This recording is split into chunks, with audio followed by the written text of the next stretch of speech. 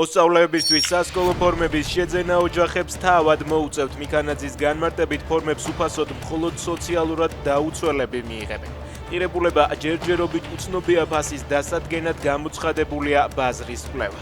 ცნობილია ფორმების დიზაინის ესკიზებიც, რომელთა ტარებაც სექტემბრიდან პირველიდან მეექვსე კლასის ჩათვლით მოსწავლეებისთვის იქნება სავალდებულო. მოსალოდნელი საკადრო გადაადგილება კობახიძის კაბინეტში. ოცნების წევრები ძელოვანი მინისტრების წვლების შესახებ გავრცელებულ ცნობას არც უარყოფენ და არც ადასტურებენ. გელა გელაძე თავდაცვის მინისტრად, მოქმედი თავდაცვის მინისტრი დიპლომატიურ მისიაში. შინაგან საქმეთა მინისტრის თანამდებობაზე კი გელაძის მოადგილე რონი მესხი. პირველის ინფორმაციით კობახიძე მინისტრების ამგვარ გადაადგილებას გეგმავს. ოფიციალური განმარტება მთავრობის მხრიდან ჯერ არ გაკეთებულა. პარლამენტმა გრანტების შესახებ კანონში ცვლილება დაამტკიცა. დიპლომატიური წარმომადგენლობის, საკონსულო დაწესებულებისა და საერთაშორისო ორგანიზაციების მიერ გაცემული რიგი კატეგორიის სახსრები გრანტად აღარ მიიჩნევა.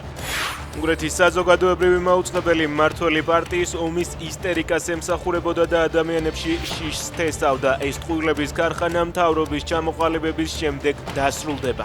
განაცხადა პიტერ მადიარმა უნგრეთის საზოგადოებრივი მაუწყებლის ეთერში. მან პირობა დადო, რომ ტელევიზიის საინფორმაციო ტრანსლაციას დროებით შეაჩერებს მას შემდეგ, რაც ახალ მთავრობას ჩამოაყალიბებენ.